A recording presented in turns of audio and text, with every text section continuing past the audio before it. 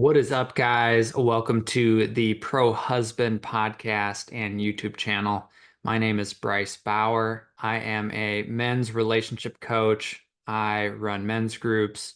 I do men's retreats, and I also do couples counseling, mostly with my wife, Jenny Morrow, who is a marriage and family therapist. I've worked in the therapy and coaching world for 14 years now, and my mission is to help men better their relationships with their romantic partners and sometimes other people in their life too, but mostly romantic partners. Because I don't know about you, but growing up, I didn't get a whole lot of guidance or education on how to do marriage, how to live with somebody, how to work through conflict. I watched my parents do whatever they did, but as a kid, we didn't debrief that. They didn't break down how they work through things. I didn't learn this in school. I got a lot of bad info from my friends because we talked about relationships and how we thought they worked. It turns out that a lot of that talk amongst ourselves as young people and even into my early 20s was just flat out wrong. And now, having been with Jenny for almost 10 years, and consistently learning about relationships, getting trained by well-respected therapists, and practicing this in my own life, now I can say I know what I'm talking about. I know what works and what doesn't. That doesn't mean that I always do it the most skillful way or that I don't have a lot more to learn, because I think the more you get competent at something, the more you realize how much there is to know. Being that this is the first episode, I want to break down why I'm calling it the Pro Husband Podcast. It isn't just a catchy title. The first reason is because I do see myself literally as a professional husband. This is what I do for work. This is what I teach people to do. I get paid to do it. And it matters how I'm showing up in my own life, in my marriage, because that's the evidence that my clients and people that want to learn from me want to see. They want to know how this works in my relationship. So I'm really open about sharing where I do well and where I get stuck and where I see a lot of other men get stuck. The second reason why I named it the Pro Husband Podcast is that I want people to take marriage more seriously, because it's one of the biggest decisions you will ever make in your life. How many other lifelong commitments do you make? And I know not all marriages are lifelong, but this is huge. This is bigger than buying a house. This is bigger than what you choose to do for work, in my opinion. Those things can be more easily shifted than what it often takes to go through a divorce. Just the emotional toll alone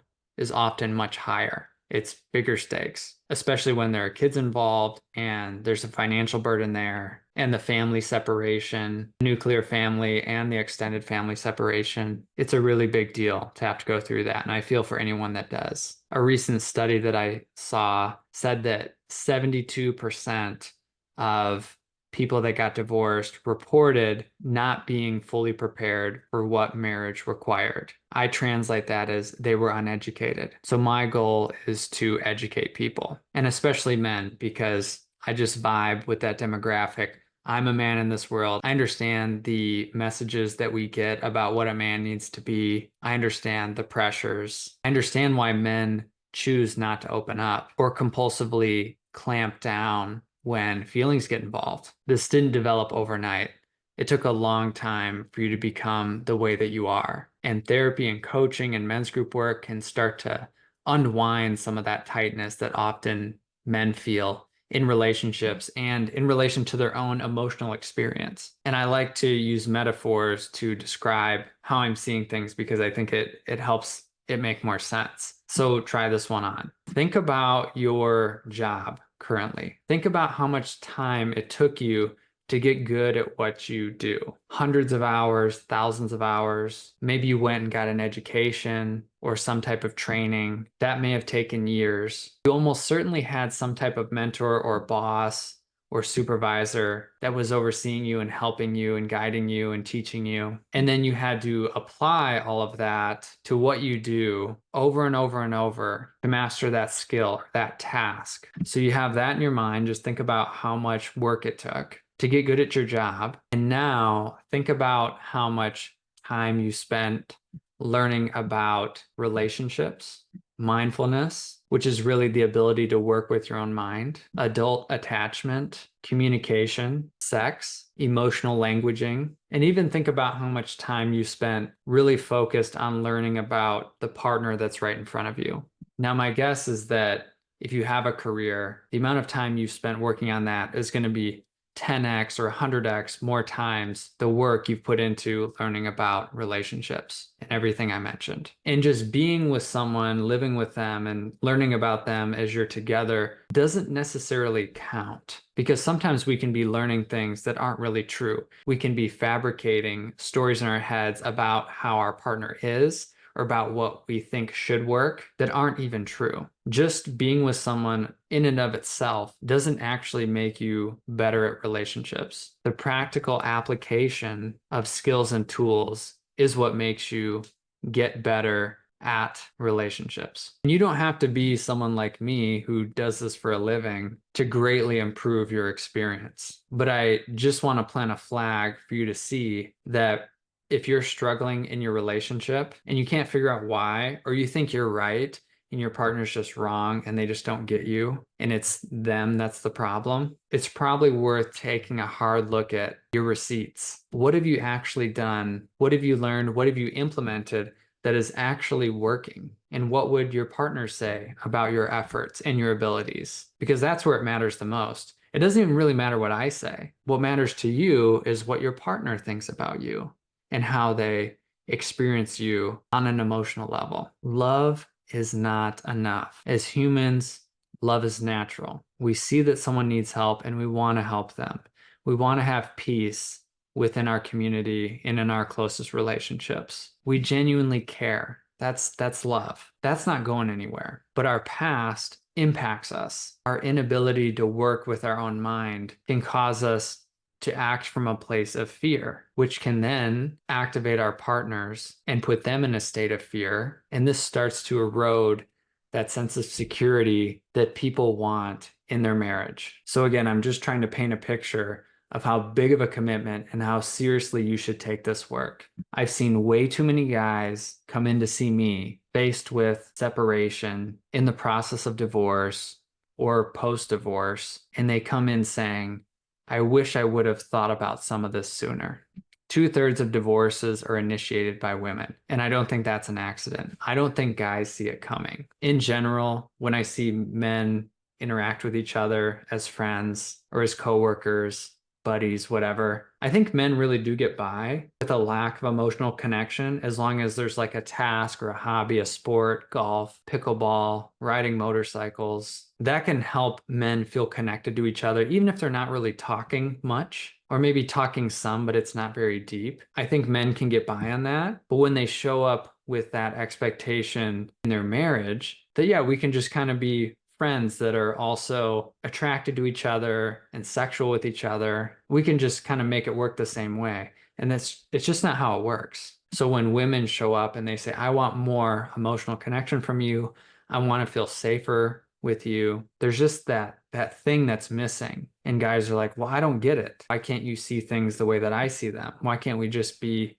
good, move on? It can be really frustrating and confusing for both parties because it seems so obvious to women that you would want to feel emotionally connected to them because this is the relationship where you share the most stuff. You can provide the most support on a consistent basis. You need the most safety because you're sleeping next to each other, maybe having kids together, sharing finances. Like, of course, we need to be really secure in our ability to connect and operate as a team in order to make that stuff feel good. And women are sitting here thinking, why don't you get that? Why don't you get that this thing that I want is so important to me? How do you not know what it is? And men are often sitting here thinking, gosh, she just wants so much. She makes it so complicated. It doesn't have to be this hard. I do this with a bunch of other people in my life and it's fine. But in my experience, it's often the men that are the dead weight in the relationship department. Not always, but more often than not. Men are way less likely to ask for help when it comes to their marriage. And I think that's because a lot of men really do feel like they should be able to figure it out on their own. And they see other people in the world and they're like, well, it seems like they're doing good, so I should be able to do what they're doing. But as a counselor, I see what's going on behind the curtain, what's really going on in people's marriages behind the scenes. And I can tell you there's a lot going on. A lot of people are struggling. If you're a man listening to this and you're struggling, you are not the only one. Marriage is really fucking hard. And it would be with anybody. Some people think that they might be able to change partners and it would be easier. And maybe it would be for a little while. But when you move into longer term commitment, past a year, living together, sharing your lives together, it's going to get hard. So I really want to help men wake up to this reality so that you can help carry the emotional load in your romantic partnerships. Because when that's good, it makes it a lot easier to go out into the world and fail and make mistakes and try stretching your edges as far as who you want to be in the world. If you know you can come back to a place, a home that feels safe, you can recharge, resource, reinvigorate yourself to go out and do it again as you're finding your way to create the life that you really want. So don't be surprised if you're doing your assessment of your priorities and your values based on how much time you spend really focused on them, learning and growing and getting mentorship. And if you see that your relationship is number 4, 5, 6 on the list, you shouldn't be surprised if it's not doing well. And simple things like listening to a podcast, taking some of these ideas that I'm expressing here, integrating them within yourself, trying them on, and then communicating that to your partner. Hey, I listened to this podcast. I'm trying on some of these new ideas, or here's what I'm learning, or here's what I'm thinking about now. Even that alone is a way for you to help carry the emotional weight in the relationship. So good job if you've made it this far. And the last thing I'll say as far as this opening episode goes is that I've been there. My relationship resume is not great, meaning that almost every relationship prior to meeting my current wife ended very poorly. A lot of mean things were said. Sometimes there was infidelity on one or both sides. There's no way that we were going to be friends afterwards. I struggled with relationship fantasy and trying to make my partners be what I thought they should be. I struggled with avoidance and emotional shutdown, walking away from conversations or freezing or blaming. If you think about just about anything you could do wrong in a relationship, I've done most of them, at least when I was younger. And having gone through a 60-day therapy program, doing continued therapy after that, continued coaching, working for therapeutic programs, getting training, I've been able to overcome those destructive behaviors. But it was really the pain of continued failed relationships that led me into this work. So I'm not someone who hasn't struggled. I'm not like a savant with relationships. I put in the work, and I'm glad that I struggled in the way that I did, because when I'm working with people, I get where their head's at. There's a lot of unlearning that needs to happen. There's a lot of facing our past. You have to be able to humble yourself enough to say, maybe I don't know shit about relationships. Tell me what I'm doing wrong.